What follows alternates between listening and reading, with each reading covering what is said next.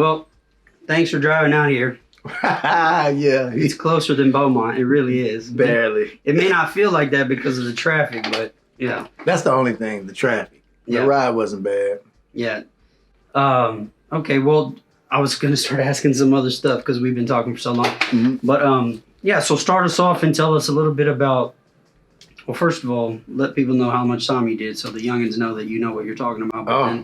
But then go on a little bit about what life was like before prison. Okay. Well, I did 27 years in prison, 27 calendar years. Not the 27 hit and miss, put it all together. No, 27 consecutive years from the age of 18 to 45. I came in and actually my very first, well, first let me go back. I wasn't one of those kids who were just out in the street like that. I was a follower. And so what I did was I followed the guys in my neighborhood, the older guys, the guys who I saw as people who I admired and wanted to be like.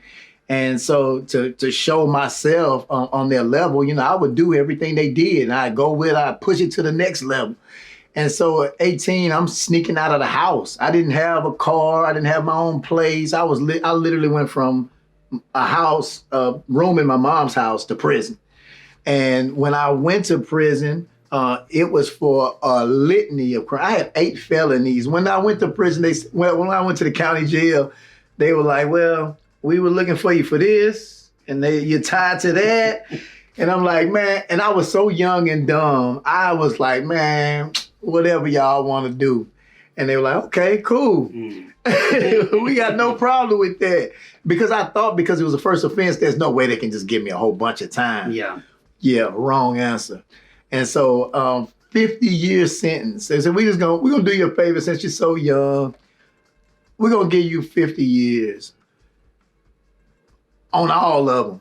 We're gonna run it concurrent. I didn't even know what concurrent meant. Yeah. And then we're gonna run it all together. And so 50, you're gonna go to the federal first because the carjacking was the big crime. Yeah. That was a federal crime in 1994. So I went to federal first. Bloody Beaumont. I opened it up, and it was the worst prison ever in the feds. Feds supposed to be kickback spots. Mm-hmm. They didn't get the memo.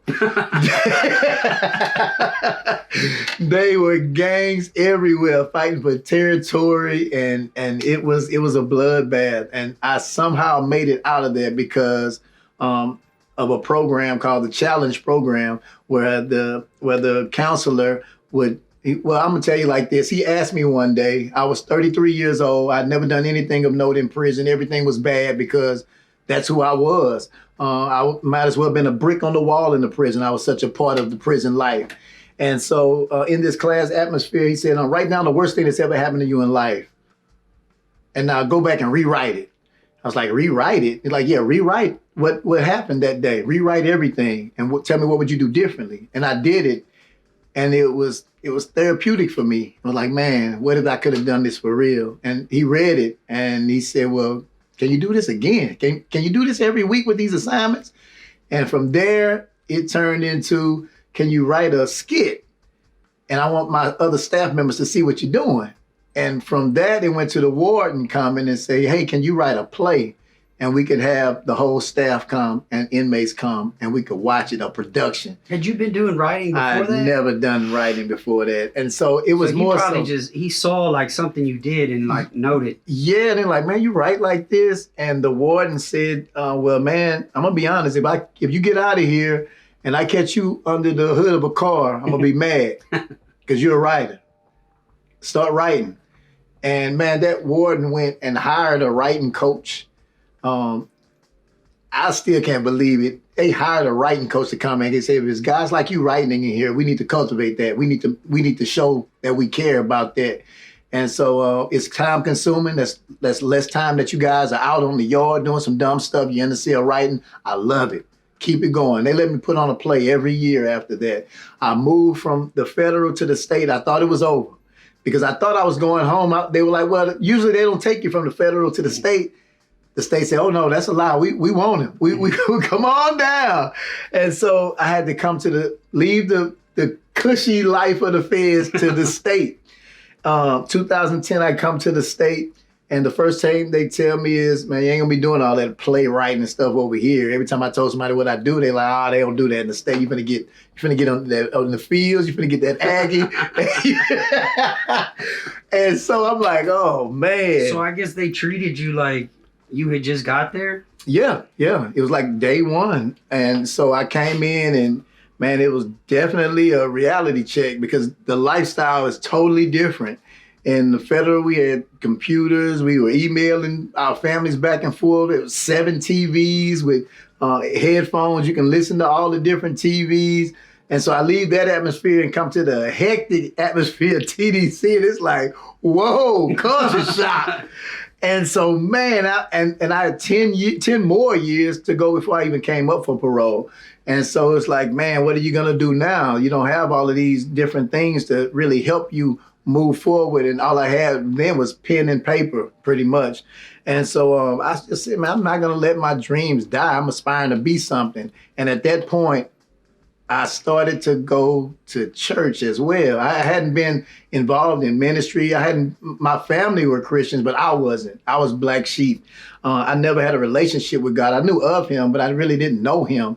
And so what I did was I was at such a low, man, going from the federal to the state after I'm thinking I might have a chance to go home.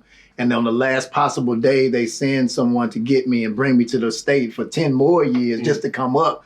I was so broken, and I told God, I said, hey, if you're real, you're gonna have to show me. You have to give me something that I could have only gotten going this route. So I know you had your hands on me. This is necessary. And he called my bluff, man. He really called my bluff. He put me in a situation where a friend of mine asked me to come to church. I went to church with them just to get in the air. He said, man, it's air conditioning. Come on, we're gonna go to church. I'm like, oh, okay. So I go and we sit on the last row and we talking the whole time. And over time, I went from sitting on the last row to being in the front row, from being on the front row to being at the podium.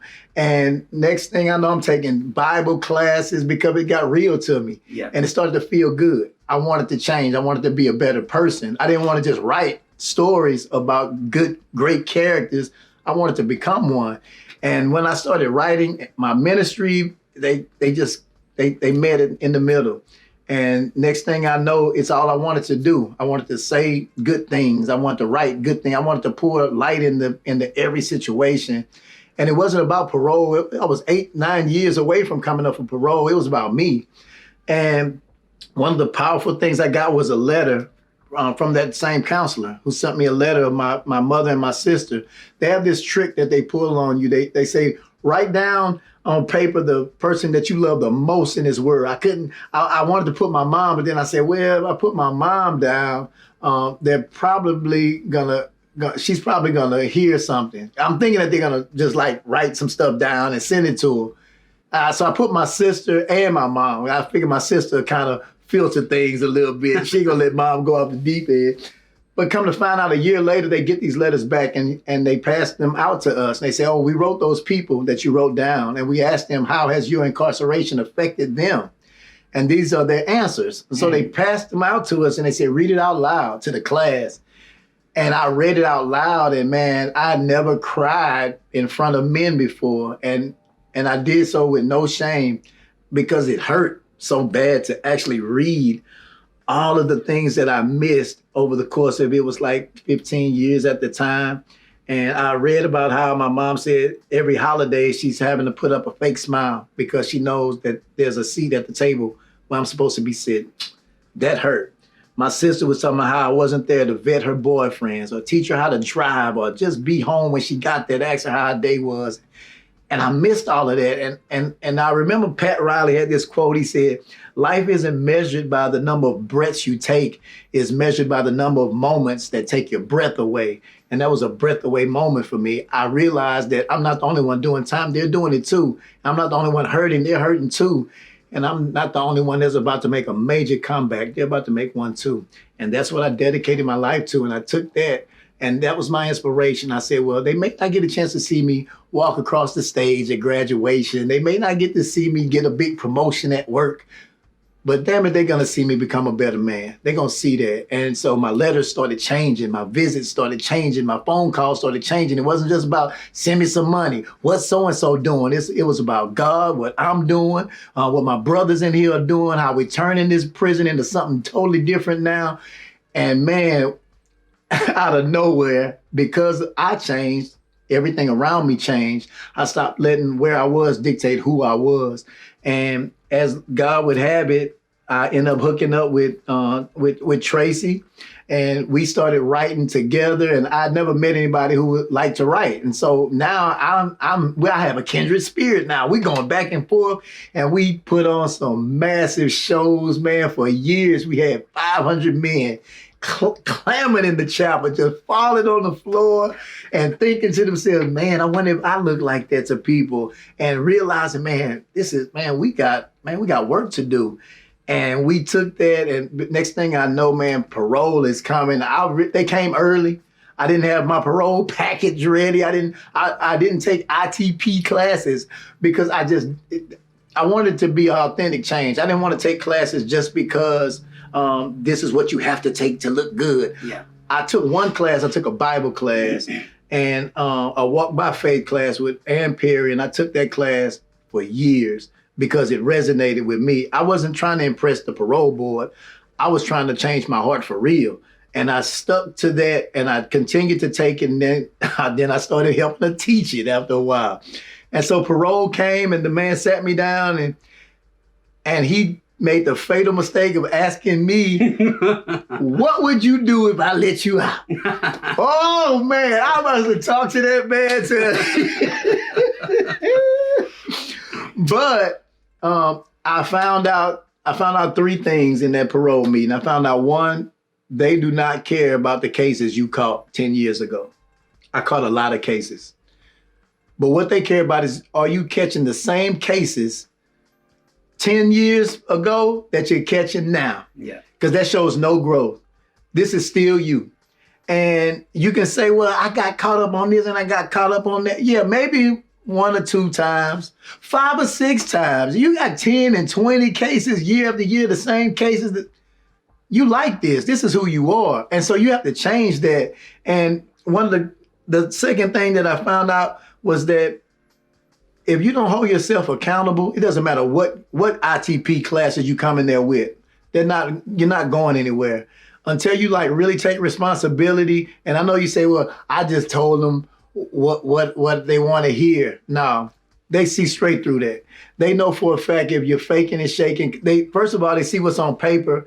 And if that's not congruent to the person, then they're not dumb. This is their life. There's their whole livelihood. They see this all the time. Yeah, they know if you're coming in there, if you're just talking Jesus talk, they get that all the time. But when they ask you about these cases, and he asked me, what about this? And what about that? They know everything you've done from before you were incarcerated to all the cases you caught while you're in there. Yeah. And so, to be honest, man, I cried. I was hurt when he went to pointing out these things from 20 years ago, because I felt like he thought that's who I was. Yeah. And he was just like, man, I mean, I know it's difficult, but I'm looking on this paper. And I said, no, I'm not upset at you. I'm upset because I hurt for the kid that I was. I wish that he knew eventually you're going to be a grown man and you're going to be totally different. And it really hurt me because I forgot what kind of a jerk I was. And so I said, I got to rewrite this. I got to change the narrative on me. And I had to change me. And now that I've gotten a chance, man, again, glory be to God, he didn't let my worst days be my last days. I've actually got a chance to grow up, grow in Christ, and all of the bridges that I burned, I was able to go back. And man, God is that type of God. He is a reclaiming God. He is a redeeming God. And he was able to allow me to redeem all those relationships. And now people who never did anything for me, my whole bid, now they're on my team. And guess what? I let them. Because just like I want his forgiveness, I have to give them forgiveness too. They didn't know how to do that. Everyone can't do the prison thing. They can't write letters and come to see. Doesn't mean they don't care. They're just not built for that.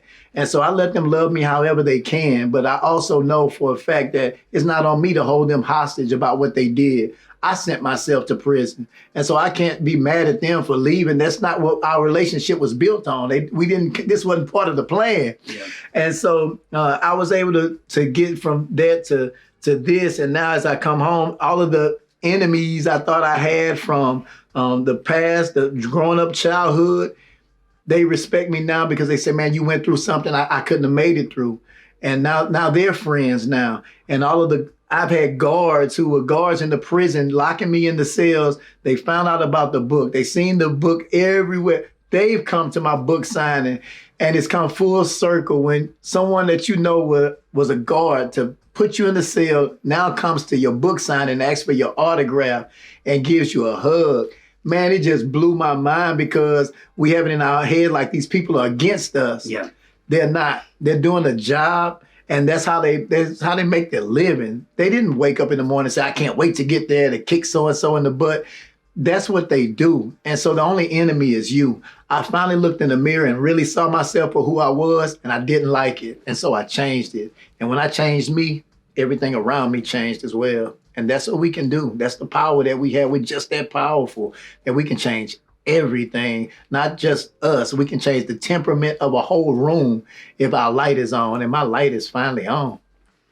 Your story is pretty interesting because, for one, most of the people that I associate with did college while they were locked up. You didn't do any of that. Not you one. went to Adversity University. That's right. That's my school. But if somebody were to talk to you today, they couldn't tell that you hadn't gone to college because your writing and the way that you speak and the way that you think and the wisdom, especially your wisdom about the intricacies of relationships with family and things like that. Yeah, a person couldn't have told that. And also that you said you weren't doing it for parole, going to all the different things that you were doing. Mm-hmm. And it wasn't like, to me, like when I'm listening to you, it's also not like the jailhouse religion thing, because the jailhouse religion picks up pretty early on. Yeah. And you had been there for a long time. Yeah, I wasn't even thinking about that. And you're absolutely right about that, though. It's I learned real quick, vocabulary, man, is so big because people will think you are as you speak. If you come in and all you're talking about is the little gibberish, street corner jargon, and that's all you are to them.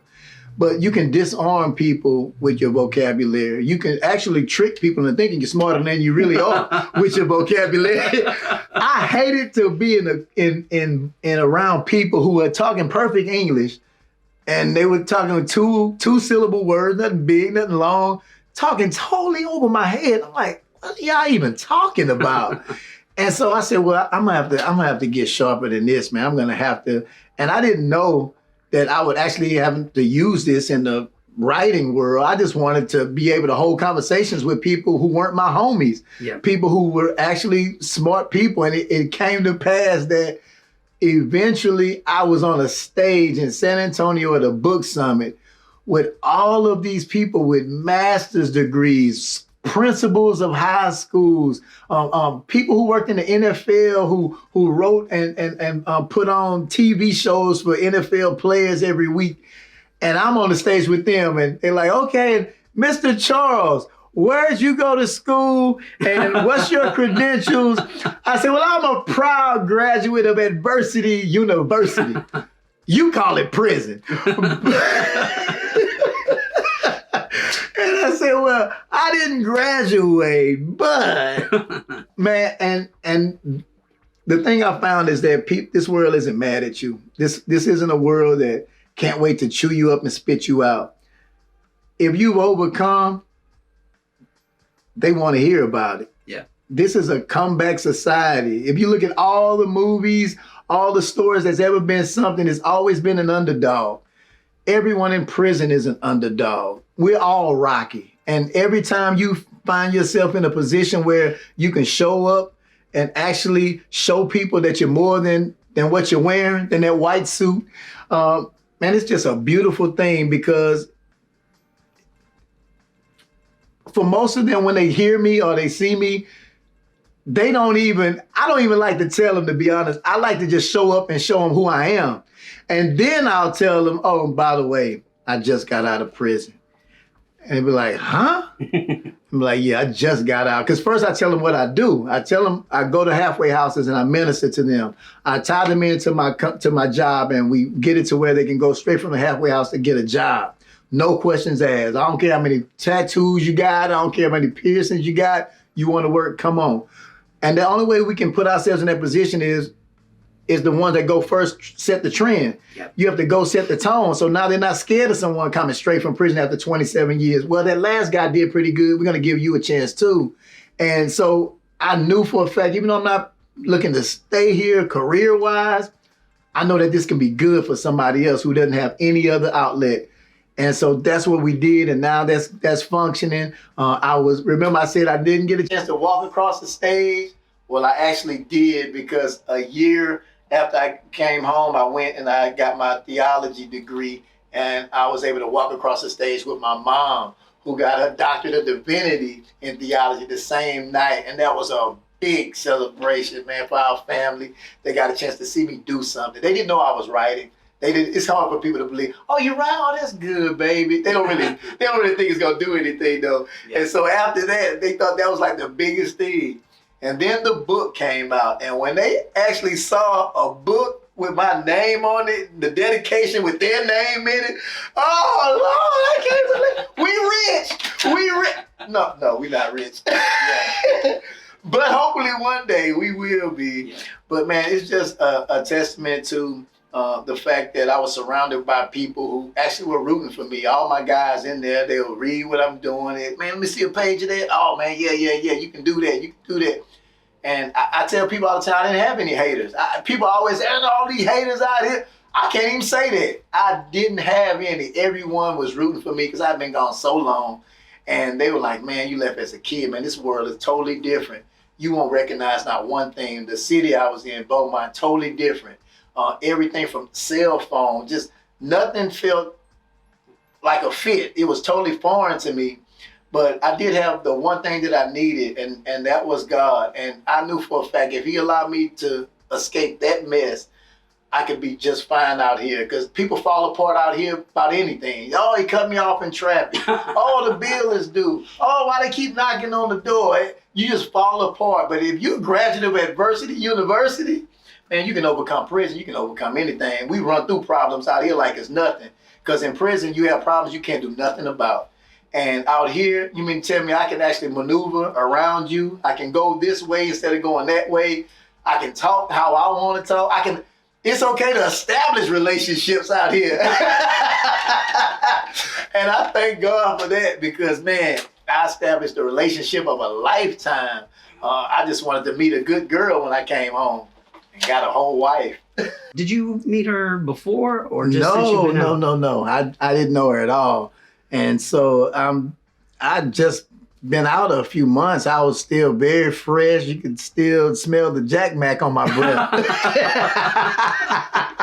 I was still fresh out.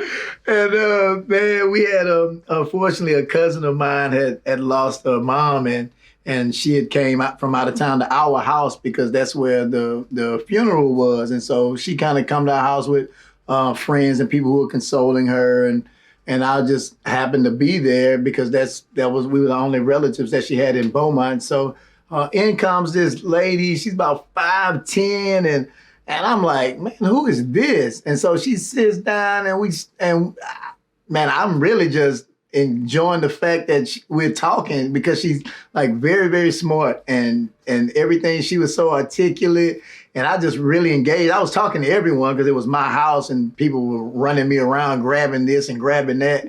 But she was different. And my cousin came and saw me talking to him. Hey, let me talk to you. He's like, man, I know you just getting out. I know you got a lot going on. But man, all my friends, all of them are single. I need to find you with a woman. I need to get you with a woman so you don't be running around in these streets. And I'm like, man, you ain't got to do it. Nah, you finna find... Look, I got 3 women over here on this couch. All of them single. They all got their own money. They all doing well. And I'm going to hook you up. And I'm like, man, I see that's good. But who is this one I was talking to earlier? Don't worry about that. Look, this girl. And she said, well, especially the one on the end, you got to give her a chance. Her family owns a funeral home. You know how many people die every day? That was the selling point. I was like, yeah, see, a lot of people do be dying. Oh boy. And so I was like, yeah, people die all the time. But I was like, oh, that's well and good. But man, this girl, I need to talk to her. And so now this is my cousin. She's like, man, I ain't gonna lie. You kind of be out your league with that. You out kicking your coverage over here. See, she been in the military as long as you been in prison. So I'm like, what? They're like, yeah. I said, for real? She's like, literally, 27 years she been in the military. Korea, Afghanistan, Germany. She just got back to America, but she stays in Florida, so don't worry about her. We in Texas. Worry about these Texas girls. Yeah. And so I'm like, man, well, can you at least ask her if I can call her sometime? And she started leaving. She was walking out the door. And she was like, man, all right, I'm going to ask her for you. But, hey, go over there. But I'm going to ask her, but just so I can show you, you know what I'm saying? And it wasn't even about anything romantic. I just really enjoyed her person. I like the fact that she looked me in the eye when she talked. She smiles as she speaks.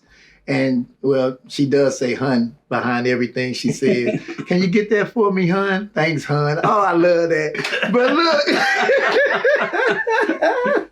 And so she comes back and she tells me, man, you ain't going to believe this. She actually said you could call her.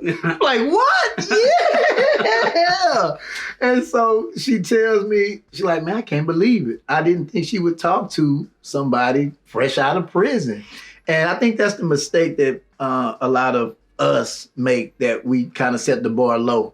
We feel like, well, I've only done this and I've been to prison. So, you know, I ain't gonna leave me shooting for the big ones. I'm just gonna stay in the little pound that I'm used to. You had told her that in the conversation? No, this came months later. She didn't know. She found out that I'd gone to prison and done all that from my cousin. She went out and was like, hey, that guy you're talking, it's my cousin. He just got out of prison. He did 27 years in prison. Girl, look, I know you don't want no part, but he made me come out here and ask if he could call. She said, sure. Now, what she didn't know was that she had a brother who was incarcerated for 20 years. Oh, okay. And he came home and he was a train wreck. Came home racist, came home mad at the world. And she said, that guy did more time than my brother. And I don't think I've ever seen somebody smile more than him. I need to talk to him. I need to find out how is he able to actually be that way after going through that. Yeah. Because I gave my brother the excuse where he'd been to prison. It's okay if he's doing this. It's okay if he's doing that. He was in prison. A lot of people do. But now I'm seeing that. I'm like, wait, you don't have to be like that when you come out of prison?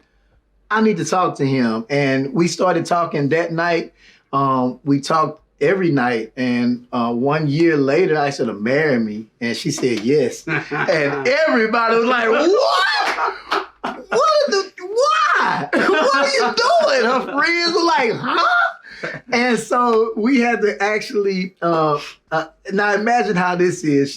I've been to prison I have literally nothing. I have a little $8, $9 job, no car, no license, on an ankle monitor.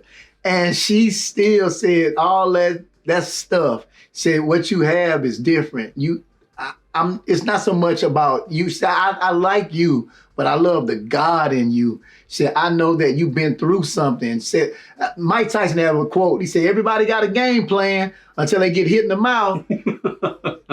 That's real. You think, I'm finna come, I'm finna do this, I'm finna bam. What was I supposed to do again? And life will hit you in the mouth. And life hit me in the mouth early. And she knows that I got hit and I was down and I came back. And she knows that if she goes through something or we go through something, that I'm not gonna break. I'm not built to break. That's not who I am. And so she's okay with that. And she loves the fact that I did all of that time, but I got better year after year. I got better at everything I was doing. I got better on the inside. My mentality changed. It was just, I think what she said was, she said, I just know that God is going to do some wonderful things in your life, and I just want to have a front row seat for it. And since she said that, man, it's actually come to fruition. The book came out. She didn't know any of these things before. Her friends were like, well, what does he do? He just got out of prison. You got 3 houses in 3 different states. You dealing with a guy with, why? Why would you do it? They all swindlers. They come out of prison. They look for people they can take advantage of. And I was like, man, I mean, I get it. Because if it was my family member and I was like looking to see you accomplish all of these things, these wonderful things in your career, and then you get with that guy, how? Yeah. And so I told him, man, just give me a chance to talk to them on my own. I wish that she wouldn't even told them about me, but she brags about it. Girl, he did almost 30 years in prison and came out like this. Yeah.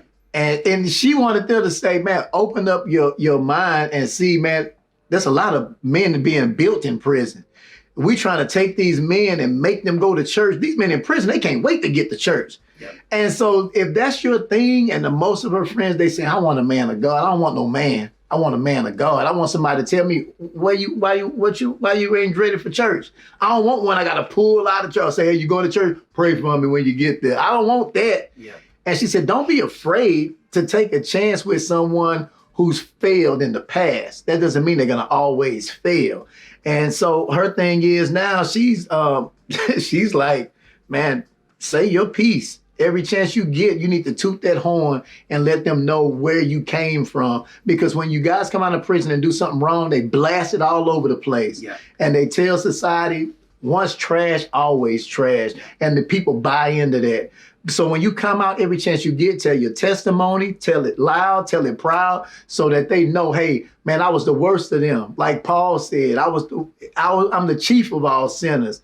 But God still used that. He took my mess and turned it into a message. And now every time someone looks to me, they hear him, because I can't hold a conversation with anybody without mentioning him. I can't, because he just came into my life and turned a whole nightmare into a dream.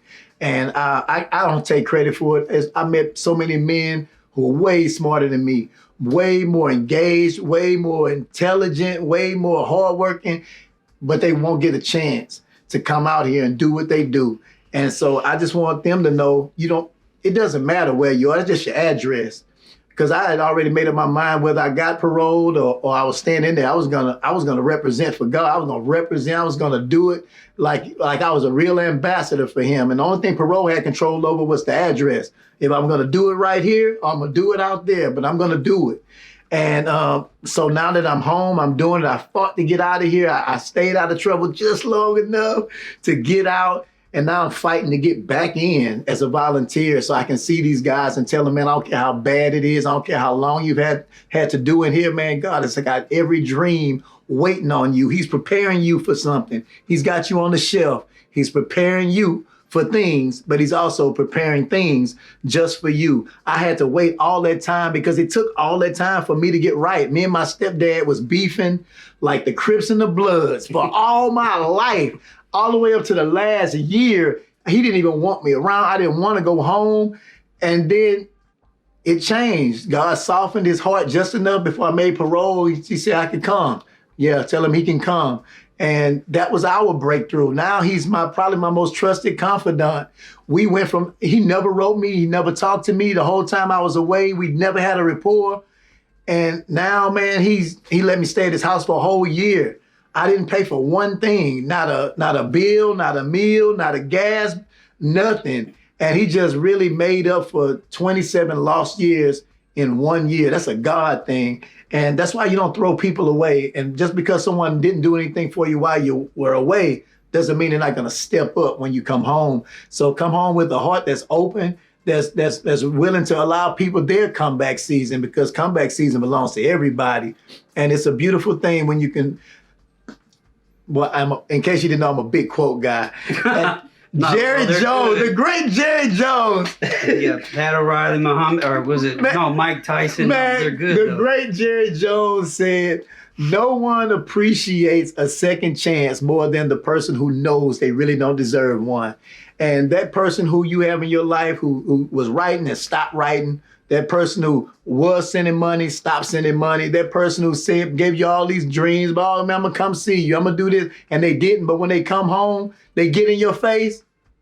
Give them a hug, man. I dare you.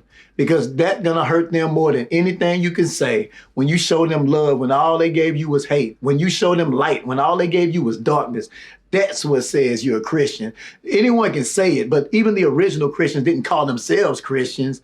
They let other people call them that because they saw it on them. You don't have to call yourself a Christian. People see how you're living, and that's what brings authenticity to your walk. When you can take advantage, when you can give them the business and they deserve it, but you still say, nah, that's not how I'm built no more. That's when they know you're real. And that's when God knows you're real, because you're taking him and putting him inside, and you're taking your flesh and putting it on the back burner. And that's the game changer. That's what changes everything.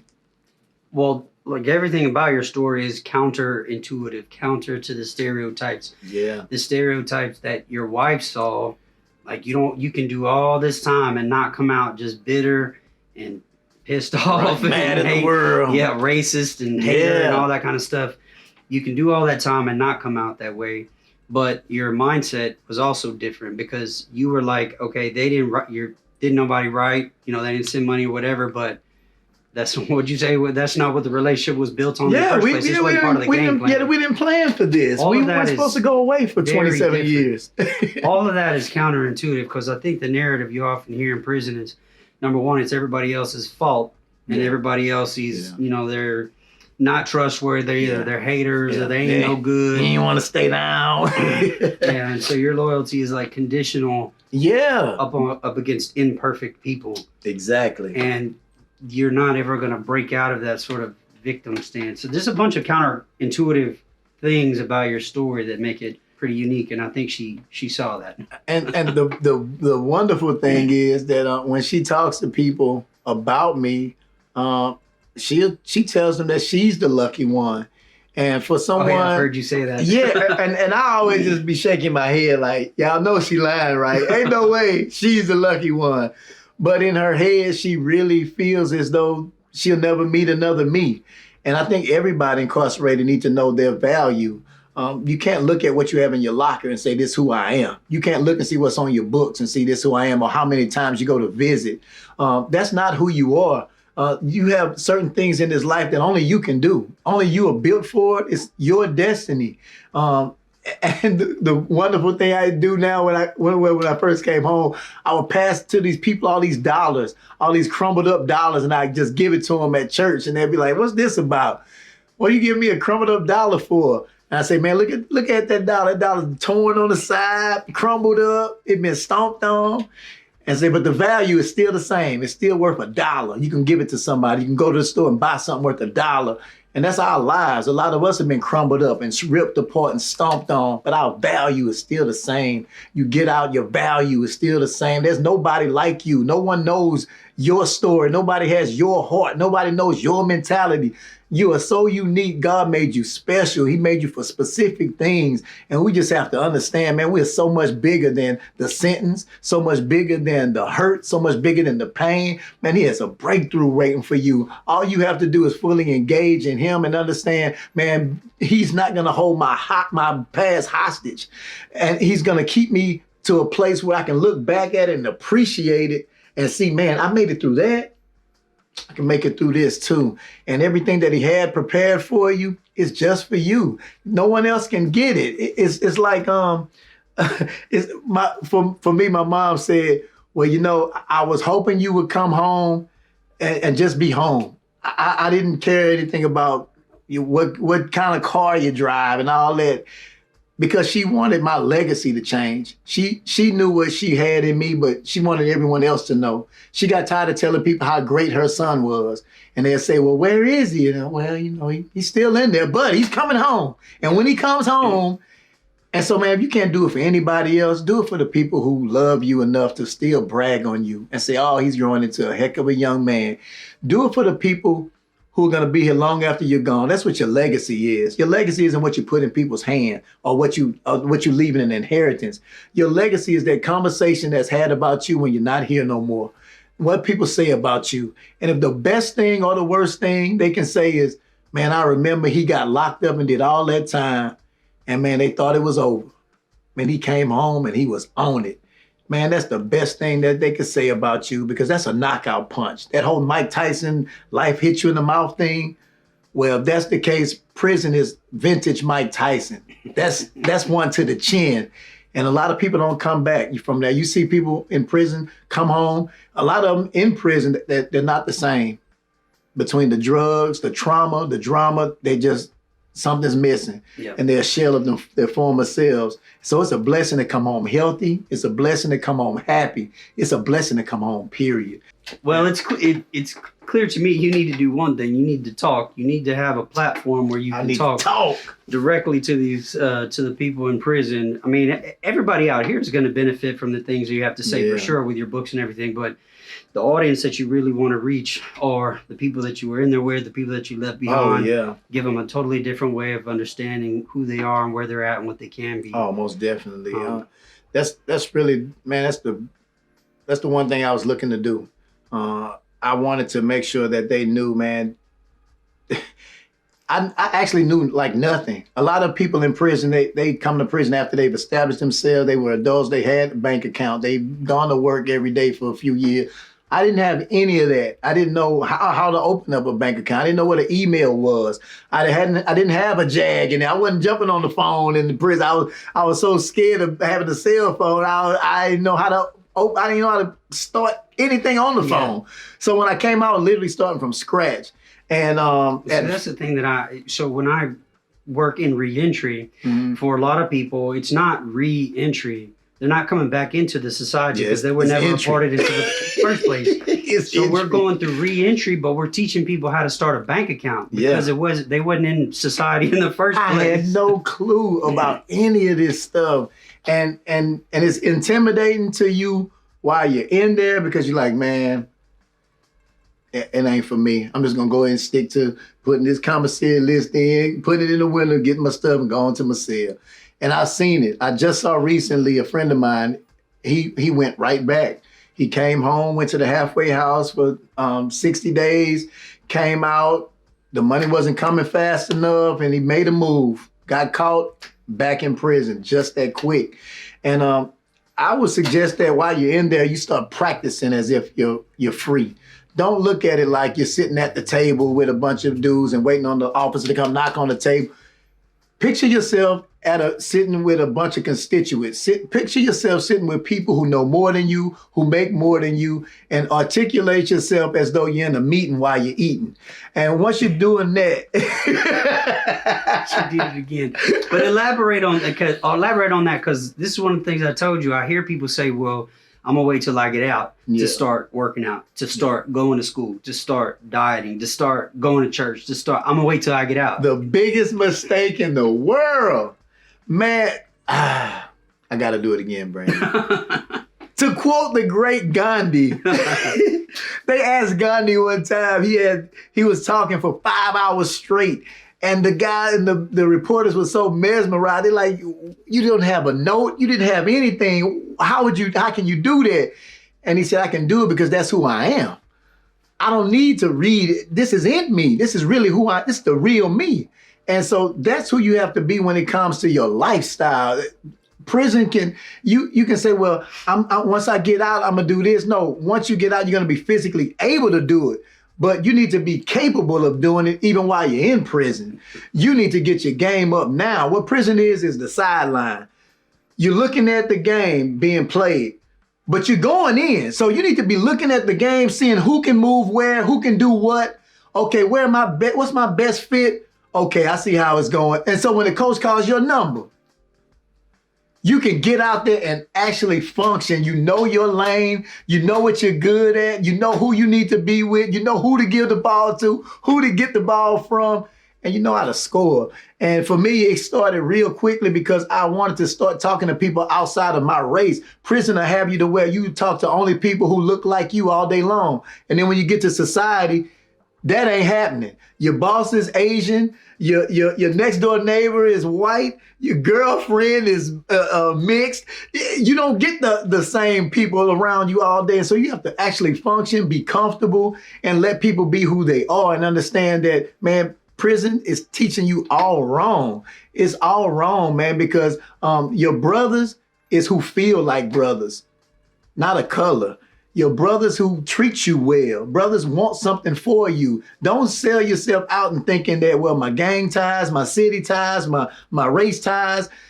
Your only ties are to the one who made you and the ones who are waiting on you. That's who your ties are to. And if it's anything else, and that's just an add-on, if you get in there and you find yourself some real brothers, man, that's a beautiful thing. You're supposed to keep those relationships and cultivate them and hold them things because, man, people are building friendships in there. A lot of them are building more enemies in there. And a lot of times you'll hate people and you don't even know them. And then when you get to society, man, you're reaching so many people. You're like, man, I don't even know how to function. I don't know how to talk to them. I'm in there with a whole bunch of Mexicans, a whole bunch of white people, a whole bunch of... And you're like, dude, you spent all those years in there and you can't relate to anybody? Come on, man. And so you have to, like I said, you have to actually picture yourself being free. Walk as though you're walking somewhere important. Don't do the slouch thing, clothes hanging. That's the old you. That's kid stuff. Grow up. Grow the hell up.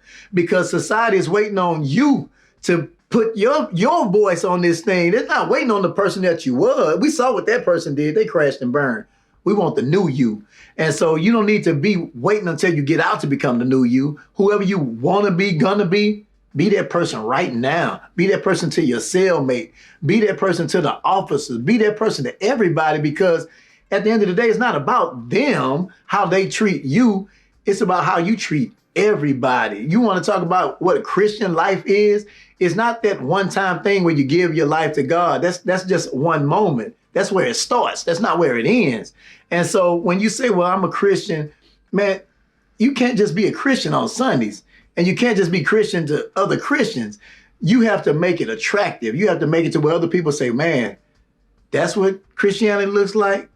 Give me some of that. If you're just gonna be a Sunday Christian, then that's you. But you're not gonna get anybody with that. Your whole walk has to be, I wanted to make it look so good to you, you want a piece of it too. And that's what God's built you for. And to make it attainable to everybody. It's not just about you. It's about you, but not only about you. I had a guy told me one time, he said, man, what happened?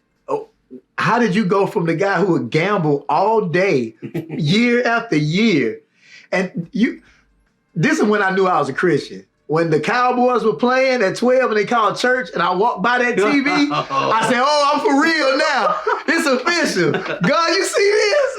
You know I love you. I'm walking by the Cowboy game to go to church. And so my guys are like, man, what happened?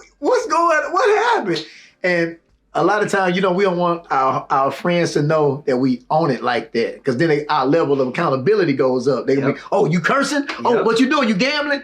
And so you have to, first of all, if you're that person, you have to understand that, man, sanctification is a lifelong process. You got to give people time to grow. And don't beat them down when they first start out, man. They trying to get somewhere, man. Man, just give them that support, because it takes a lot to change in front of the people that you grew up with, people that you're close to, and you're the only one changing. And so you have to really man up. And man, it's not easy, but if you can do it, if you can actually tell them that, man, God loves you for that, because he knows for a fact that your influence means something to them. And if you can change, they can change too. But why wait until you're gone? Do it now. Tomorrow's not promised. Who says you're going to make it out? Why would you wait on something that's available to you right now? And I thank God that I was able to actually meet him, engage with him, and become a true disciple, because if I would have came home, I don't believe that these dreams of mine would have came true, because he can only give you what he can trust you with. He wouldn't have been able to trust me with the things I was dreaming back then, because I would have blew it up. I wasn't built for that. But now I am, and I can see that he believes it, because everything that I'm hoping for, wishing for, waiting for, praying for, he's putting it in my lap. That's because I'm seeking him first and not the things. I used to seek the things and catch him on the back end. Now I'm seeking him. And as his word said, all of these things will be added on to you. And as I'm moving forward, he's just putting it in my hand. He's putting it in my hand. And I'm like, man, I know so many guys in prison who are better than me, who love you more than me, Lord. And he says, yeah, but I have certain things for you. And in order for me to get to them, I have to work it in you because they have to see that they can do it. And on the way, they're not going to believe the chaplain all the time or the volunteers. A lot of them have to see from somebody who's done more time than them, who's done worse crimes than them, who've come home knowing less than nothing. I didn't even know how to drive a car. And they need to see, oh, wait, if that guy is doing all of that with a freaking ankle monitor on, what's my excuse? You have none. You've been doing all the talking. I feel exhausted. The light done went out again. The light said, me too. You killed 3 lights.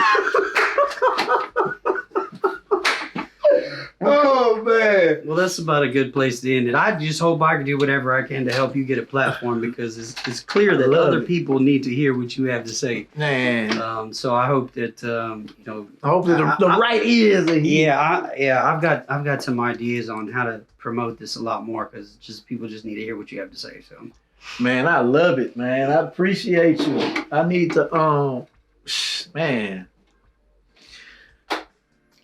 Well, hang on, we're done. We're done. All right. Oh man, Brad, make sure you put my book up, bro. You better put my book on there, man. It's right there. We're gonna keep it right there.